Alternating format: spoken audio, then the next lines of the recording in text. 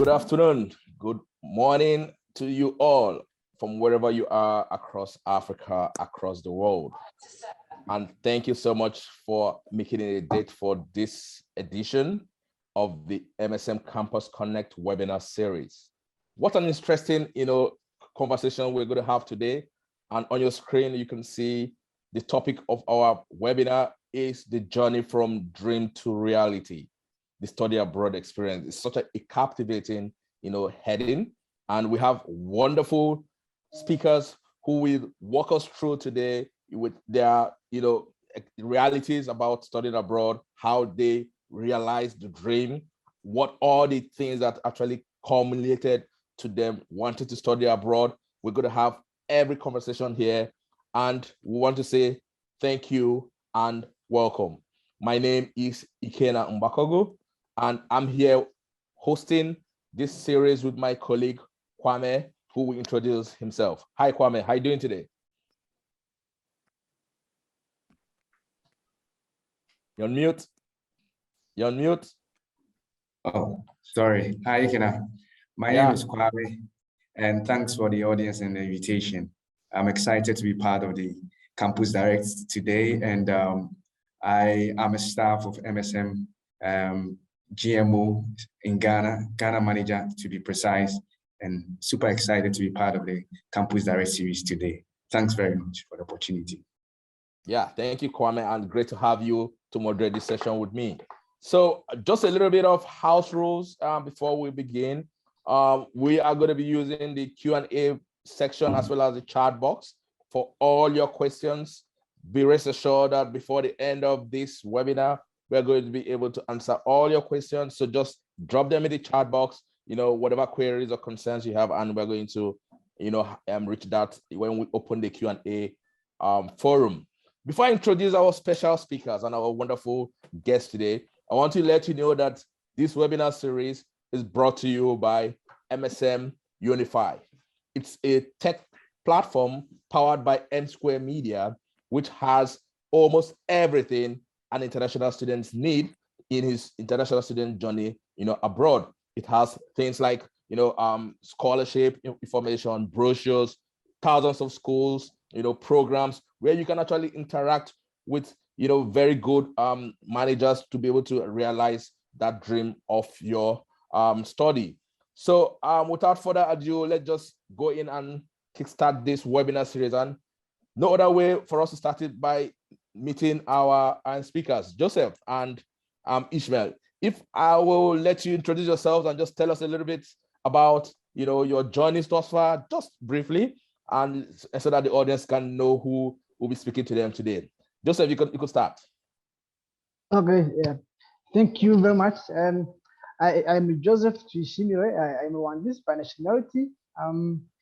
So if I go to my academic background, I've done my undergraduate studies in biology from the University of Rwanda, and later on, I jumped to the University of Twente, the Netherlands, and currently I'm doing my PhD at the Université Catholique de Louvain in Belgium. So that's just a little bit about my academic background. So if I go to my professional background, so from 2010, I've been working for the Rwanda Environment Management Authority, REMA, for like 1 year and a half. And after I joined the University of Rwanda as an assistant researcher. Until now, I'm still there. So, and recently I joined the Digital Africa as a user engagement manager, and mostly dealing with the Francophone countries on the continent. So briefly, that's who I am. Thank you. Great, thank you so much, Joseph. And let's meet Ishmeal. How are you doing, Ishmeal? Yeah, I'm fine. My name is Ishmeal Amoako from Ghana originally. I did first degree in art education in Ghana as University of Education, Winneba. And I then traveled in 2017 after national service to Ukraine to do masters in international economic relations. and then later last year joined QMU, that's Queen Margaret University in Edinburgh, doing another master's in art festival and cultural management. That's academic background, and professional or my job background. That's I am entrepreneur, a young entrepreneur who deals with logistics, and also I am a founder and the manager himself of Happy Soul Gog. That's group of company is now growing. So I deal with those stuffs, yeah. Oh, perfect. We've got an entrepreneur in the house. Wonderful. That's great. This is very captivating and encouraging. So it's not just going to study and bag the degrees. It's to actually create businesses and be able to impact in Africa. Great. Yeah. So I'm just going to have a little bit of conversation. The topic today is very interesting. Dream to reality. It's such a captivating headline.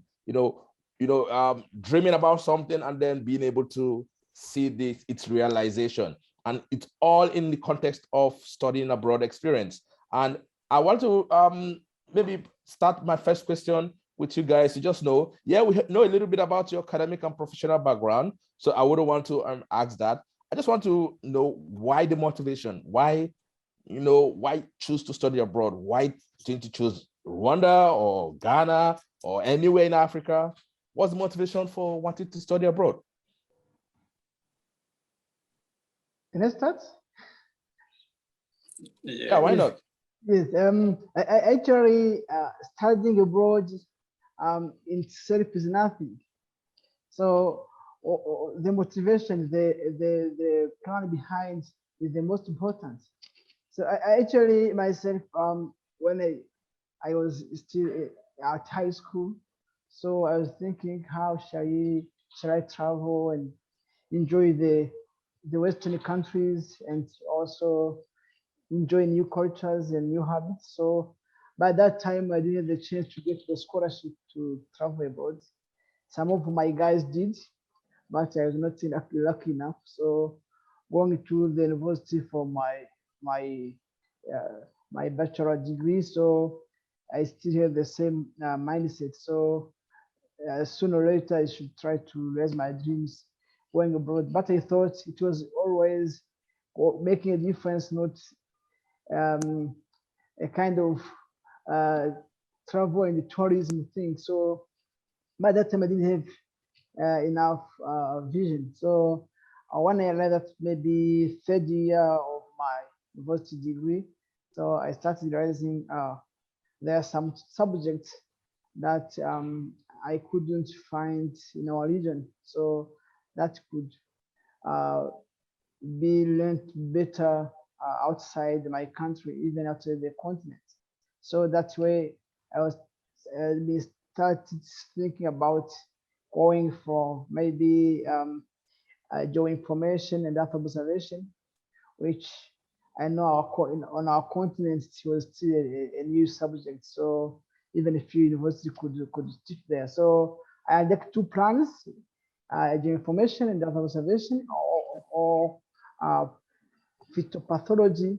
Or those topics were not available in Rwanda, even on the continent. Only a few universities could offer those opportunities. Even they could offer the quality is not at the same as I did. So I kept trying and struggling until at the end of my university degree, I started the professional thing, like 2 years in Rwanda Environmental Authority. And after I had the chance to join the University of Rwanda as a editorial assistant in the Center for GIS. And that was being at the university, it's a must. You should upgrade your education level. So by that time, I started applying. Meanwhile, I've been applying for several scholarships, some in China, in Korea, in US. I think I did like 100 or 50, about 50 actually applications that were not successful. But to show you how I was interested, I was the one to buy my own passport for my first internship allowance facilitation. So you see, it was I was very ambitious to have all required documents. Wow. So at the university, I was lucky enough. Thanks to full internet, better recommendations from my mentors, supervisors. So that's why I applied for the University of 20. Faculty of Video Information and Data Observation, and I was lucky enough. I got the opportunity, and that was my dream subject, my dream study subject. Even on the dream continent, I thought so. I had in my mind that geoinformation subject is more or less advanced in European universities, especially University 20. I think by that time it was the first or not the second on the European continent in terms of geoinformation. So you see, I was lucky enough. Yeah, so, I can say that you was very lucky looking at the situation. It's such a brilliant story, Mr. Joseph. That's great. Great to really hear some of the motivation behind your study abroad. Mr. Ishmeal, can you just give us a little bit of your thoughts, about that? Just your motivation why study abroad. Yeah. You're on mute. You're on mute, Mr. Ishmeal. Yep, good. Yeah, sorry. It started with unemployment issue in Ghana from 2012 to 2016. It was hard for graduate students to get job. So after national service, I was looking for any other opportunity to continue my education to the next level. And I found myself online searching for schools across the globe, mostly I was into searching for schools in South Africa, but unfortunately the opportunities there were limited. So I tend to look into schools in Europe and North America. And obviously I received a lot of invitations, but looking at finances, I was like, okay, how am I going to do it? Because I have little amount of money. So I found school in Ukraine, Facebook. There was one, the vice chancellor himself contacted me on Facebook and gave me an invite, which I was supposed to pay $200 for that invite, but he gave it for me on credit and sent the original copy to me. So obviously I had the dream to travel outside, but he also did that to encourage me to do it, even though I didn't have that money at the moment. So he did it, and I was able to file my documents and went to travel to Nigeria for an interview, because the Ukraine embassy is located in Nigeria and Senegal, and the closest country was Nigeria for me. So I traveled to Nigeria for the visa, and I spent 7 days there. The counselor over there was like, "You're from Ghana looking for visa to Ukraine to do what?" I said, "For studies."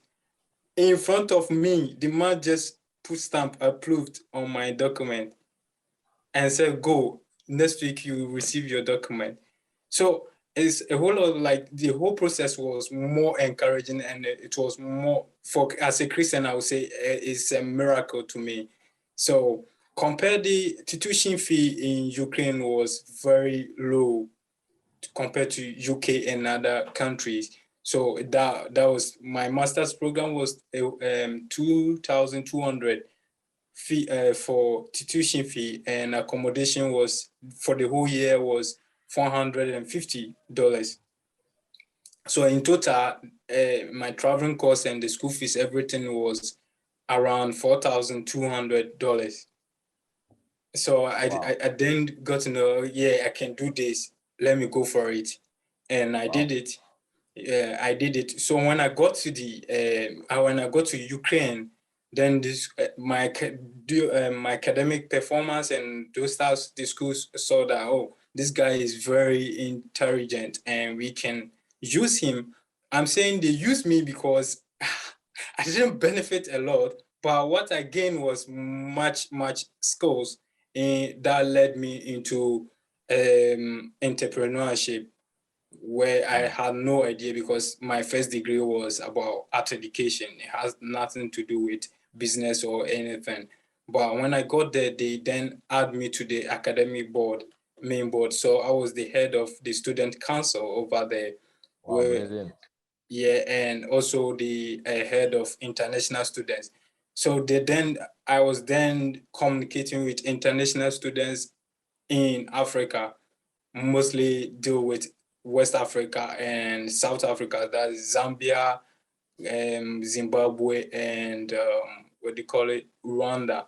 So I had about 4 students from that area for my school, and I have 6 students from Ghana for my school. So in total, I got 10 students for the school.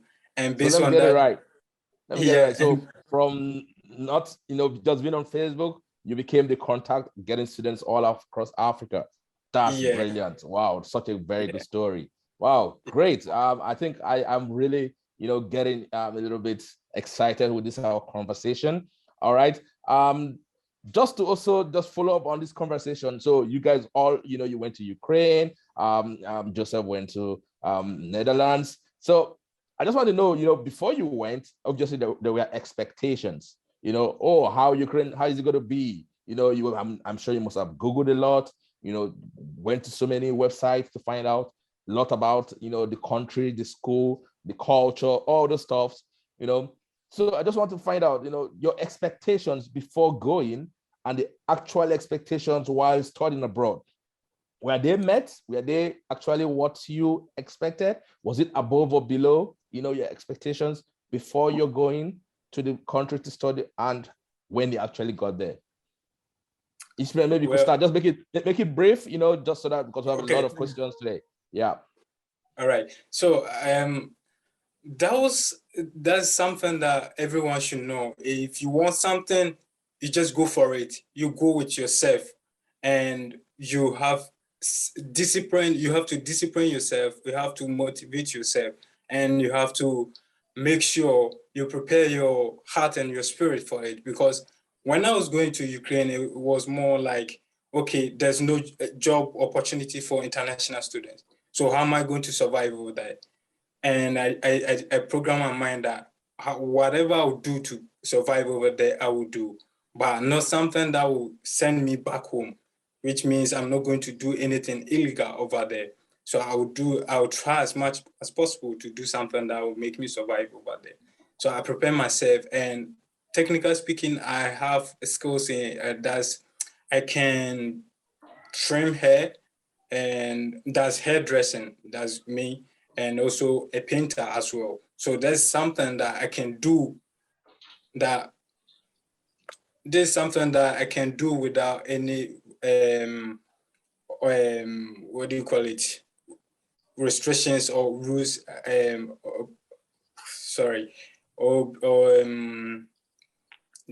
disobeying the immigration rules over there.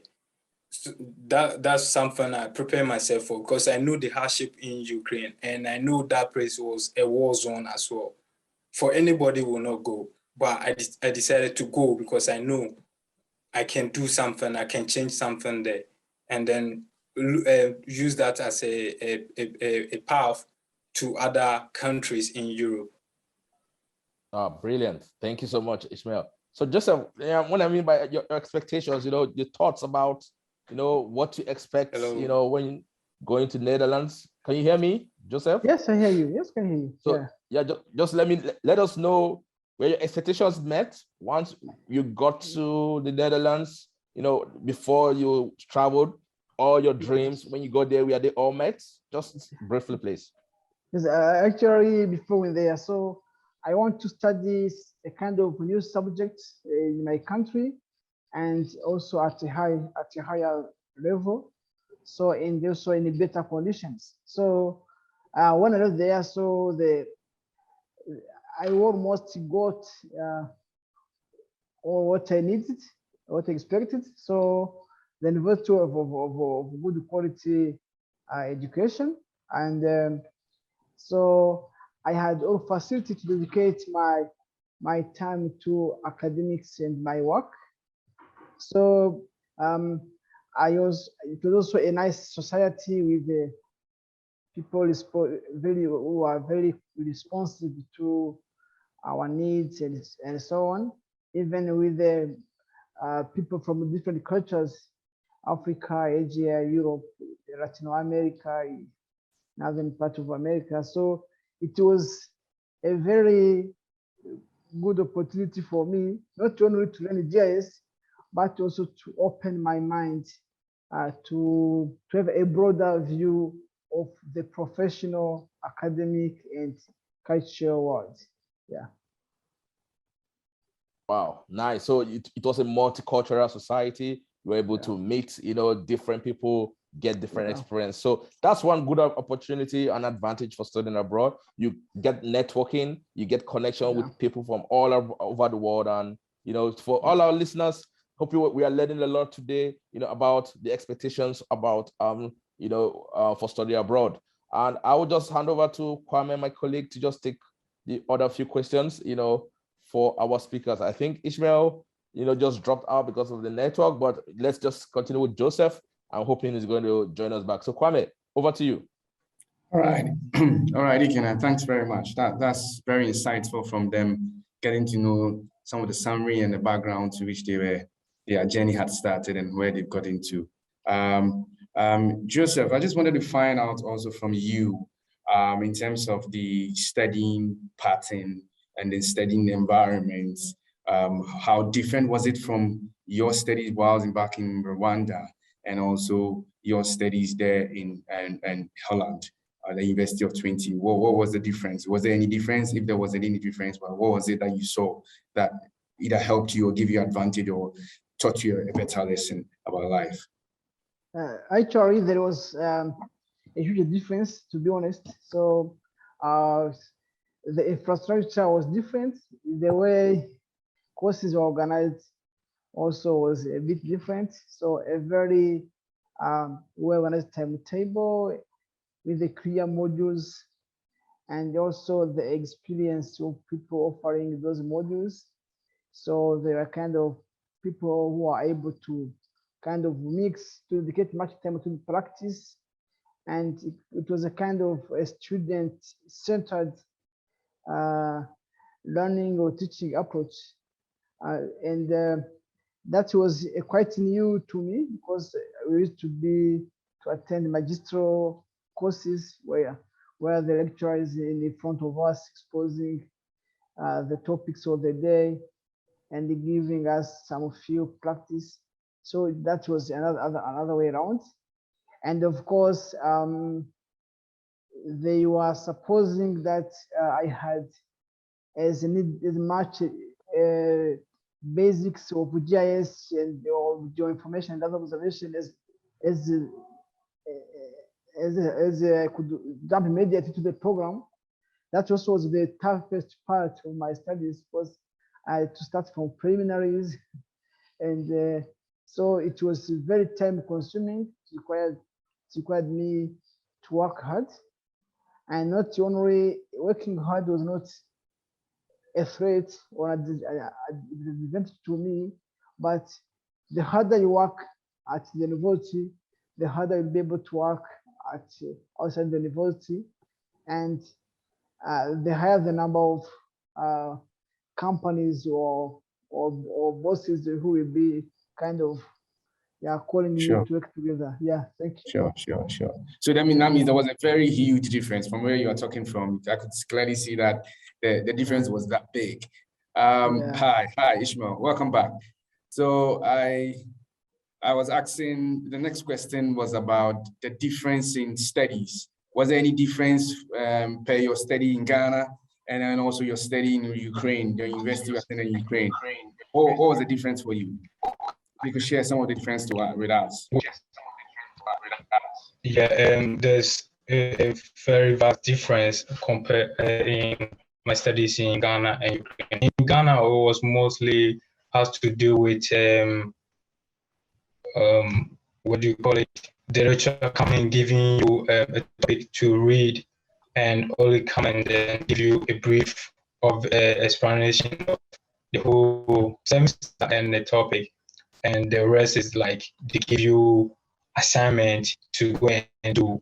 And the only time you go back to class is like, okay, after the assignment, the next assignment, the lecturer will just come and explain to you. So it was more to do with we studying, most of the studies were student-centered.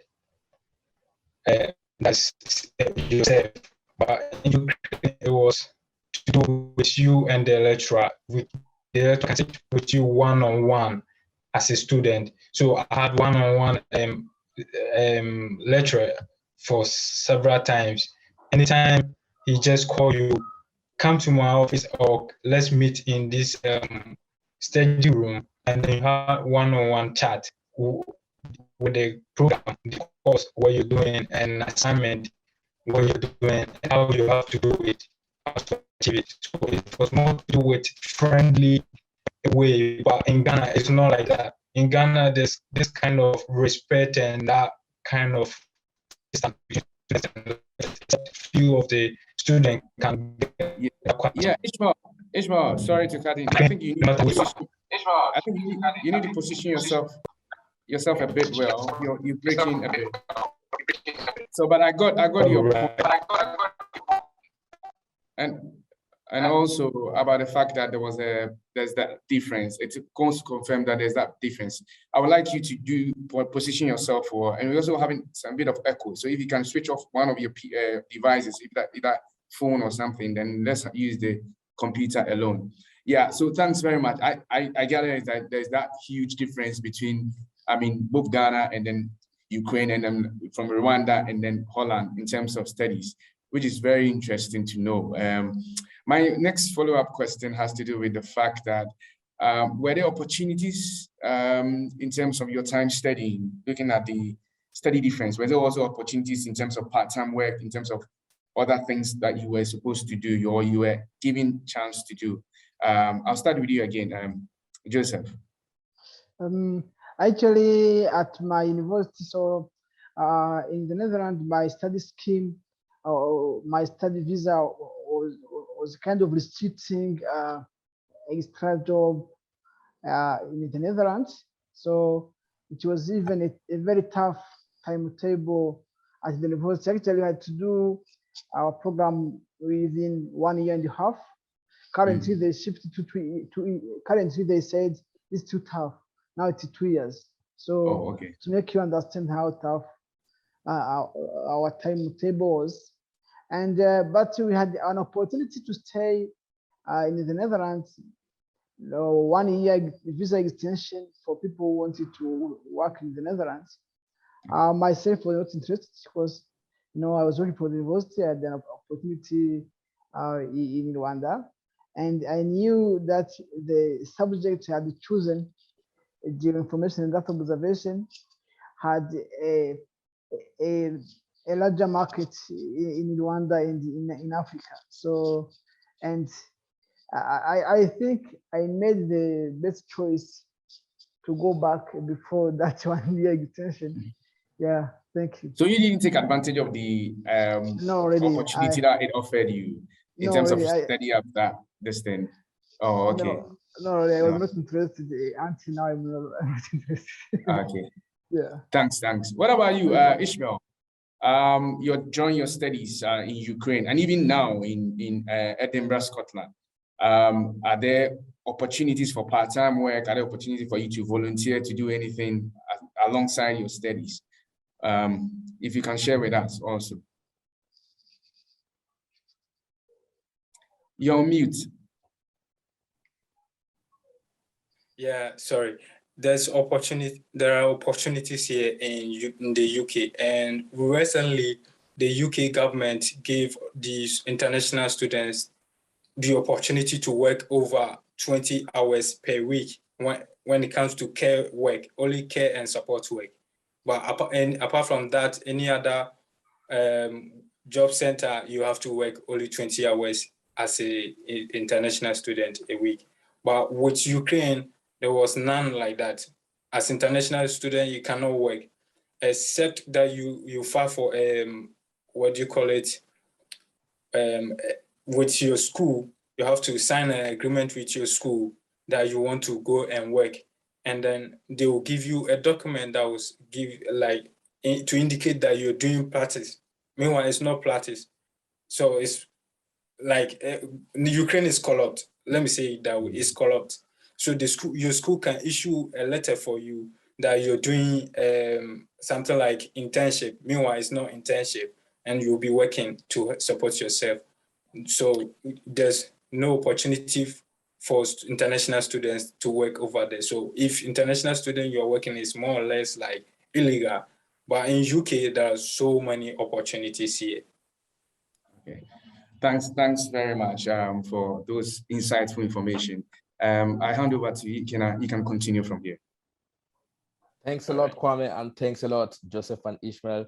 It's a great learning a lot from you. And Joseph, it's such interesting that most international students really want to stay back, want to grab, the work opportunities. But yeah, you mentioned obviously there were more opportunities in Rwanda, and that was the best choice. And I really, give you for that. It's such a very good thing to think back home, and be able to come back and add your own bit, to the development of Africa and Rwanda. Great stuff. One thing international students are always wary about is obviously working, while they study, which you guys have already given us a little bit of your own experience. But another thing is, did you receive any support, to prepare you for the next level in your career? For instance, Joseph, you came back, did you share your thoughts or your ideas with maybe the career and counseling department, or is there anyone like that? Were you able to, get a little bit of support or encouragement on how to get prepared for the next level in your career? Things like, being able to write your CV, being able to know how to, package your resume, and, get all those necessary things that you don't learn in the classroom. Were there any such support, in all your studies? Do you mean from the university or from other guys in the country? Yeah, basically from the university, but obviously if you also got any support from maybe your network, we could also learn that, so that people know that they don't just need to depend from the university, they need to also get such support. So yeah, just let us know from either way. Actually, a good product markets itself. So if you have a nice brand, make sure that customers will come. So when I was at university, the first thing was to make sure that I studied well, I get the package I was expecting. That's the first thing I did. The second one I did, that was a multicultural society with a contact over the world. So I used most of my time chatting with the people from several countries, because we are like 10 Rwandese at the university. So people tend to stay together, share beers and chill among Rwandese. For me, what I did was to give more time to other people from several cultures, to learn from them how things are being done in their countries. That was the first thing. Also, the support from the university, of course. They have the target to make sure that whoever they train becomes the kind of the brand. So they deliver the good products on the market. So whatever they do, they try to connect you to several projects across the continent. We have done this in Ethiopia. You see, it was very useful. We have done this in Rwanda. We have several projects in Rwanda, ABCD, This is the way the project works. This is the way we are putting the Ministry of Infrastructure and so on. This is the way a student proposal could be written, having respect scientific, marketing, even trying to learn how to convince people, how to talk to them, how make sure you communicate the important part of your project, not being talkative and being communicative. They are a bit different. So that's what I learned from the university, and that my principal until now. And of course, I'm still a student also about all the but that's what I learned from my mentors. Thank you. Oh, great. Thanks a lot, Joseph. So yeah, you being a talkative is different from having to be able to communicate. Yeah, that's a very good line. Yeah, good one.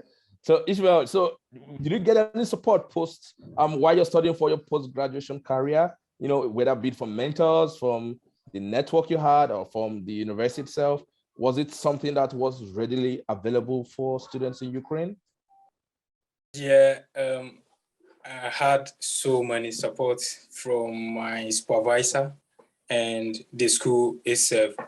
So I was the only international student in 2019 to attend national conference competition between the universities over there. So as a Black student, and I can't speak their language, which is the Ukrainian language, and most of the presentation were in Russian and Ukrainian language.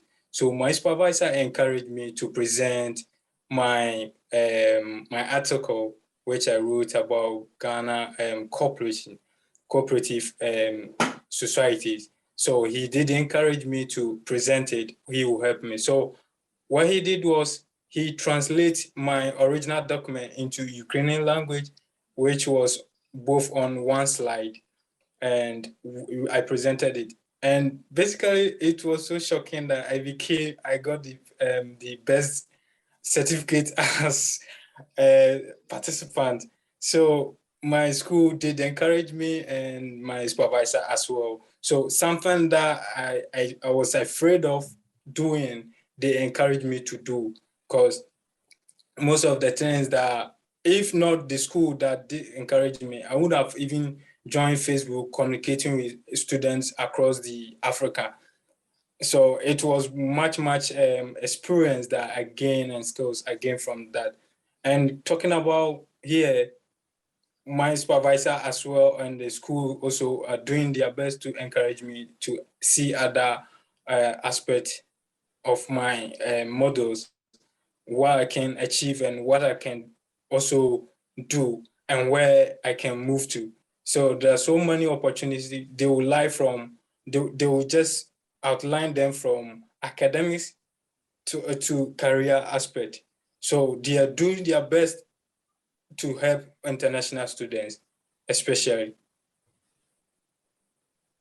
Brilliant, great, and congratulations once again. You know, being Thank you know one of the best presenters. Perfect. So just to go to the next question. I know you're all top professionals now. Ishmeal, you talked about you're an entrepreneur. Joseph, you're a guru. In the GIS field. So was your education, was it a bit how am I going to structure this? Your education, did it help in positioning you in this your current job or career? Is it the school or the education, or was it just a combination of you as a person? How did you position yourself in this your current career or job? Was it your program you studied? Was it the school, or was it everything that you got from the dream of studying abroad? Yeah, Ishmeal, Joseph, anyone can start. All right. Okay. Yeah, so mine has to do with the people around me. I see everyone as not a dump or limit to something. So I always say this, I'm an intellectual thief. I will tap from you anytime I meet someone new. I just look at the person. What talent does this person have? What are the gifts that this person have the good ones, not the bad ones.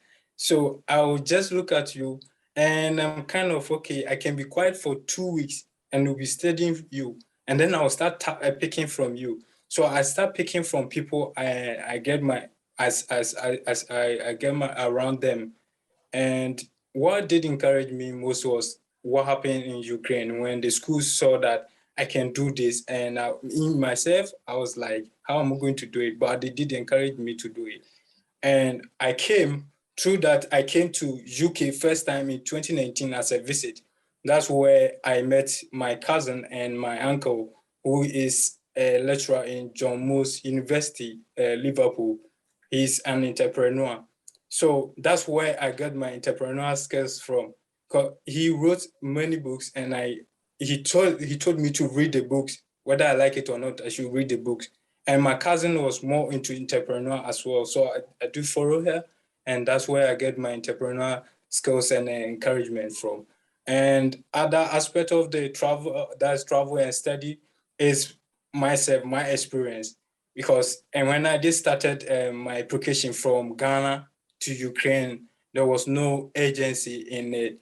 And it was frustrating though, but I said to myself, I can do it myself. And I tried and did it. And I saw that it was perfect. So even in the UK, me coming to the UK, I was refused visa 3 times. But I said to myself, no matter what, let me use myself as a practical and know what is causing these refusal styles. So in future, I can help people around.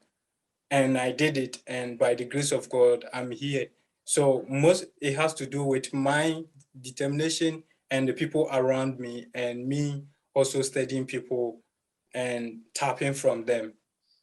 Yeah. Brilliant, brilliant, great. And this is a very good platform to really reach out to people to, impact their life. And thank you for really sharing that story and touching lives today.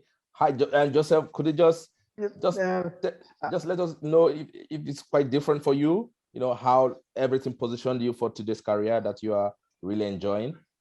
Actually, for me, I could say that first of all, the training, the kind of training has the highest percentage because I'm selling what I bought or what I've been shopping from my university. So let's say 70% is the background from the university, and 30% should be interactions with the people I met, being colleagues at the university, being citizens, and so on. And also, of course, my personality or my talent somehow. So I should dedicate much time to work and make sure that I learn either by mistake or I succeed once at the first attempt. So I always do several attempts. So I like competitions. Sometimes I fail, sometimes I win, but the balance sheet is always positive. Thank you. Yeah, thanks a lot. Great. Yeah, it's always not all about winning all the time. Once you don't win, you can always learn from it and be better. Subsequently. Great. Kwame, perhaps you could just give us take the last few questions, and then we could just call it a wrap. Maybe you could just give us a little bit of the other questions. Sure. Thanks again for the opportunity. Just thinking about the experiences that we shared and how it's going on and impacting their lives. I mean, from dream to reality, and they are still living the reality. It's very interesting and nice hearing from them. I want to find out from them. Joseph, you can start. To you, what is the number one advantage you have observed in terms of your experience both in Rwanda and in University of Twente, and what you are doing, and what's the number one advantage that you've observed that has been of good to you and of a difference in terms of your study outside? What's the number one advantage you can point out and share about your study abroad? Actually, I should let you know that I'm still dreaming. Actually, because I'm still studying abroad, so I'm still learning. But meanwhile, at least I have a given stage. So I'm enjoying the fruits of the work back to 2010, 2014. So now it's kind of enjoying. So when I was back, to say professionally, just a simple experience. So when I was back in Rwanda, that's why I stayed at the university. So I've been lecturing and also with my such contract or appointment. And also it was a good time for me to start networking with the local companies, doing some consultancies, being locally or internationally. And yeah, and what I liked was there were many people with the skills, but also entrepreneurship or self-marketing was still a big problem, and still a big problem in our region. So what the University of 20 built in me was also a kind of self-confidence. So I said the package is good enough to do whatever. So that's why I did several works with the several institutions in the countries and the region. And even currently, I joined Digital Africa. It's a very big international organization. So working in digital information on the whole continent, try to provide the free available processed satellite imagery. So and currently, of course, I went back to the University Catholic de Louvain. It's also a good university in the world, based on my past academic performance, also my professional experience, and also my future vision. So I'd like to see myself not only dealing with the small things, with the small impacts, but I think I should be someone with greater impact. Yeah. Okay. All right, great. So good to learn from you about the marketing aspect and also about the self-confidence that you see as a big advantage that gave you, because you met same people with same skills, but they didn't have this cutting edge or competitive edge that you had from the studying abroad. What about you, Ishmeal? Joseph said he's still in a dream. What about you? I suppose same with you. Well, what would you say be the number one advantage for you that has been a bit of a good to you studying abroad as compared to you studying here in Ghana or Ukraine and UK as well? So what is the number one thing that has been that advantageous to you? You want to point out in brief? All right. The number one I would say is the academic here.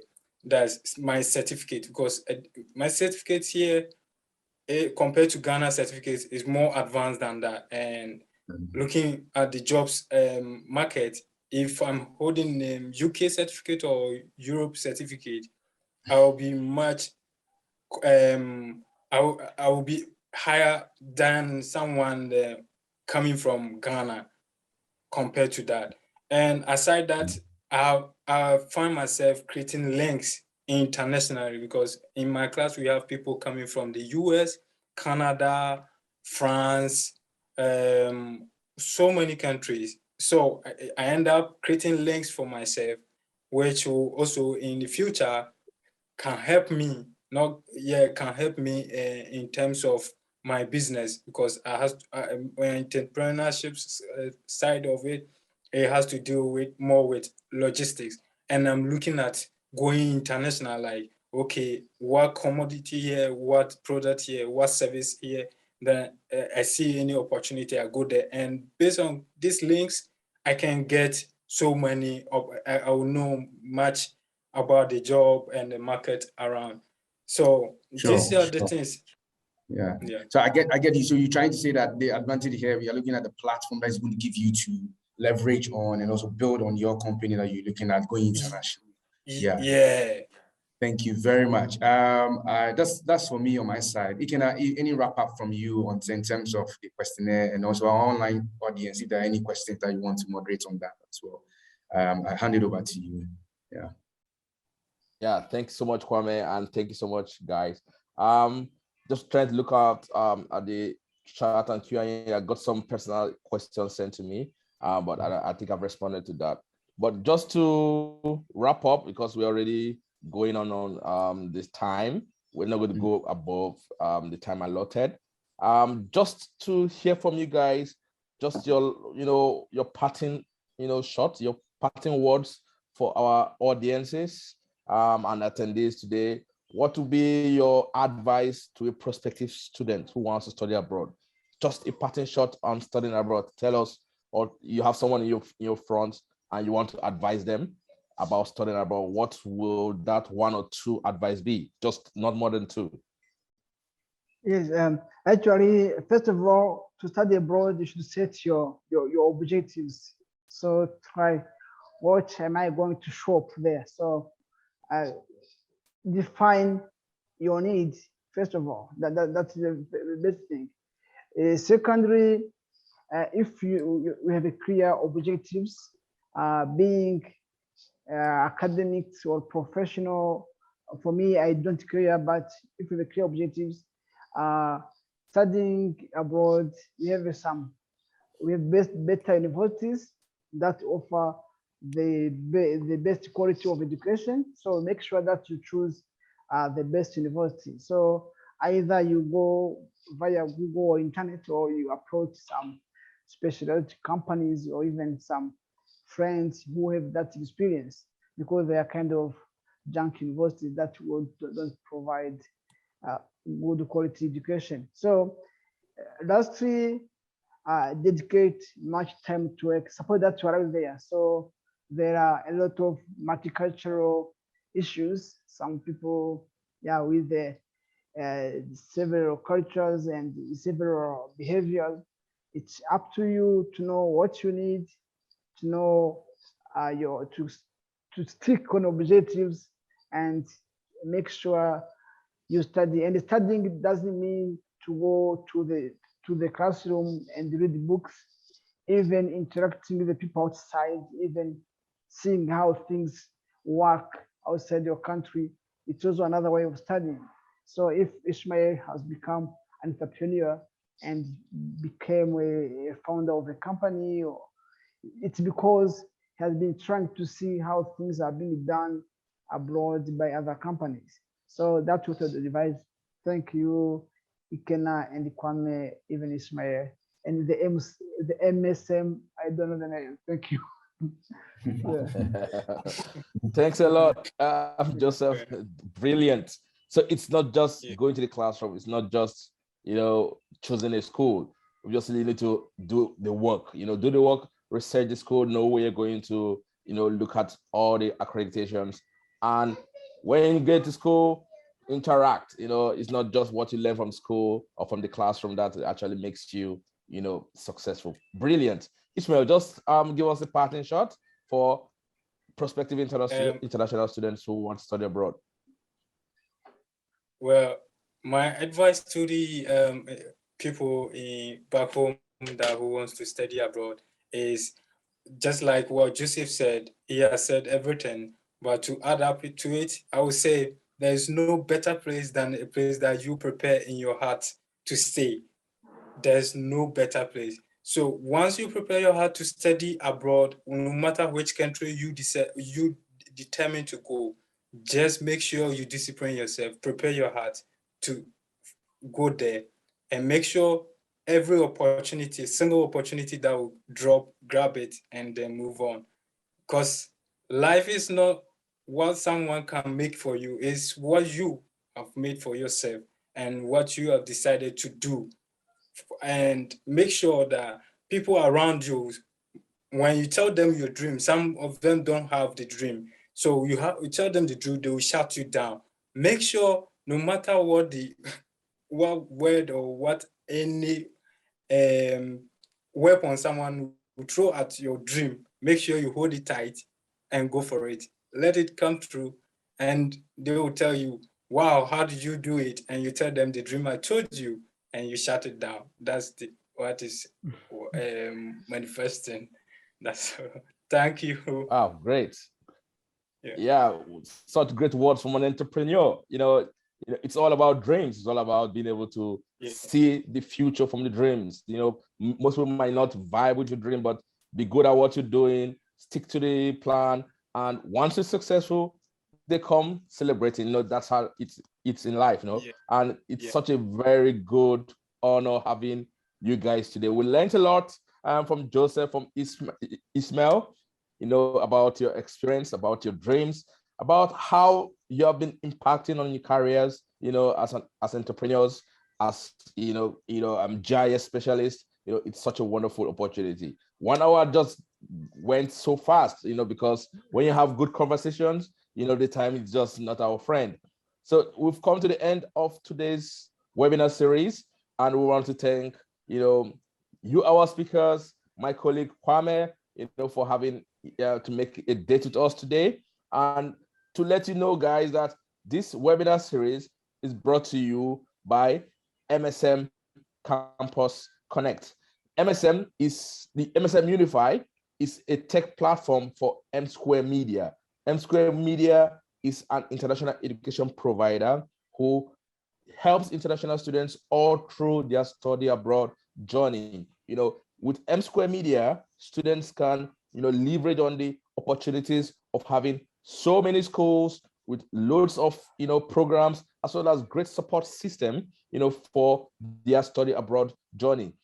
Once students can come onto our website, they learn things like the good destinations they want to study. They learn about the kind of programs they want to study. You could learn about opportunities for scholarships, even how to get loans to be able to finance their studies.